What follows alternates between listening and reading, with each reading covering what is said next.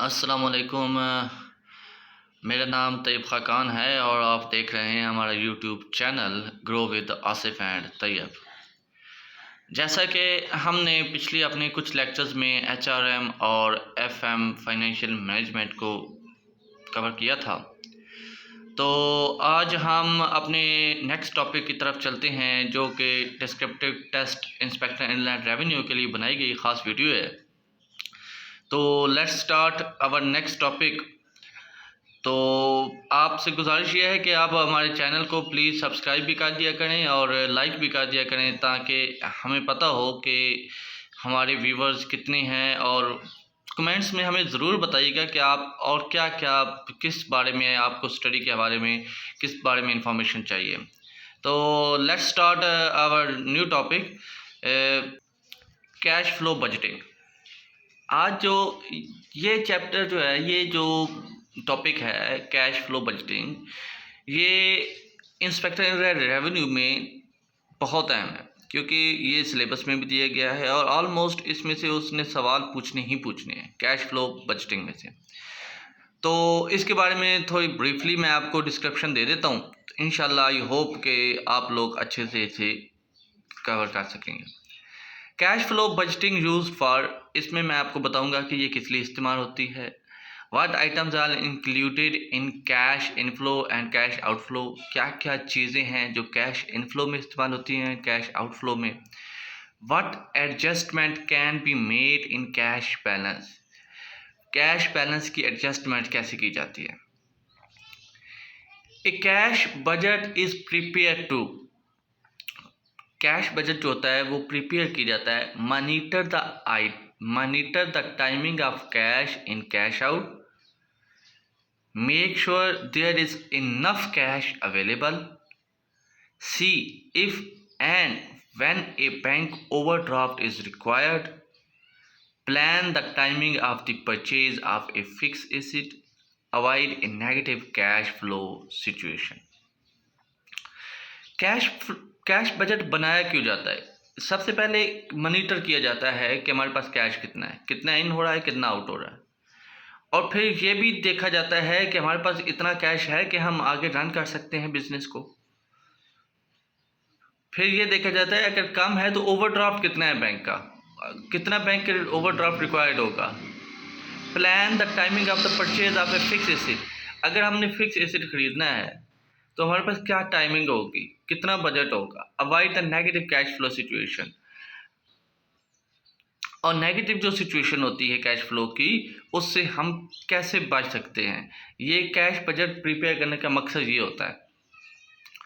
Method of the cash budget, cash budget जो होते हैं इसके तीन मेथड होते हैं। एक होता है रिसीट एंड पेमेंट, एक होता है adjustment profit and loss method, एक होता है balance sheet method. Receipt and balance method simple होता है कि हमने कितनी चीज़ें रिसीव की हैं, मतलब कितने की हमने ली हैं और कितने की बेची हैं, ये होता है रिसीट एंड बैलेंस मेथड। मतलब एक कंपनी है, उसने अगर 10,000 गुड्स खरीदी हैं 1 लाख रुपए में, उसने बेची कितनी है जी, 8,000 गुड्स बेची हैं 90,000 में। तो ये रिसीट एंड पेमेंट अब ये बता रहा है कि जो 10,000 खरीदी थी, 1 लाख की खरीदी थी, वो 90,000 में बेची हैं, लेकिन वो 8,000 बेची हैं, 2,000 फिर भी सरप्लस में पड़ी हैं, अभी स्टॉक में पड़ी हैं, लेकिन प्रॉफिट कितना हुआ वो आप उसमें से निकाल लीजिएगा। Adjusted profit and loss method, adjusted profit and loss method क्या होता है? ये होता है एक मुकम्मल पूरी शीट होती है जिसमें सेल्स होती है माइनस उसमें कॉस्ट ऑफ गुड्स सोल्ड होती हैं, फिर ताकि वो प्रॉफिट एंड लॉस मेथड निकलता है। बैलेंस शीट मेथड क्या होता है? बैलेंस शीट मेथड ये होता है कि एक तरफ एसेट्स के तमाम आइटम्स होते हैं जिसमें जिसमें आपके ग्रांट एसेट्स होते हैं, लॉन्ग टर्म एसेट्स होते हैं, और दूसरी तरफ शॉर्ट टर्म लाइबिलिटीज़ होती हैं और लॉन्ग टर्म लाइबिलिटीज़ होती हैं और इक्विटी होती है। जिस तरह बेसिक फार्मूला मैं आपको बता दूं कि एसेट बेसिक फार्मूले पे चलती है, जैसे आप अकाउंटिंग का बेसिक फार्मूला देखते हैं, assets is equal to liability plus capital, इसी तरह इसकी बैलेंस मेथड भी, बैलेंस शीट भी बनाई जाती है। कैश इनफ्लो क्या होती है? Sale and other cash income, जो आप सेल्स करते हैं उसके हवाले से जो कैश आती है न्यू लोन रिसीव, जो आप लोन लेते हैं, मैं सिंपली आपको अगर सिंपली टर्म में बता दूं कि कैश इनफ्लो ये होती है कि जो कैश जिस तरह से भी कंपनी रिसीव करती है उसे कैश फ्लो कहते हैं। कैश इनफ्लो से मुराद कंपनी में जो कैश आती है। सेल्स ऑफ कैपिटल एसेट, अगर आपको कैपिटल एसेट सेल करते हैं तो उसके हवाले से जो सेल होती है। नॉन फार्म इनकम, कोई इनकम नहीं है लेकिन उसके बावजूद कोई ना कोई उसका प्रॉफिट आ रहा है, कोई ना कोई उसकी इनकम आ रही है। बिगनिंग कैश ऑन हैंड, जो आपकी स्टार्टिंग ईयर में जो कैश आपके पास होती है उसे बिगनिंग कैश ऑन हैंड कहते हैं। अब कैश आउटफ्लो क्या होती है? कैश आउटफ्लो ये होती है कैश एक्सपेंसेस, जो आप अखराजात करते हैं, जो आपके खर्चे होते हैं, एक्सपेंडिचर्स होते हैं। प्रिंसिपल पेमेंट, जो आपकी बेसिक पेमेंट होती है, जो आपने देनी होती है।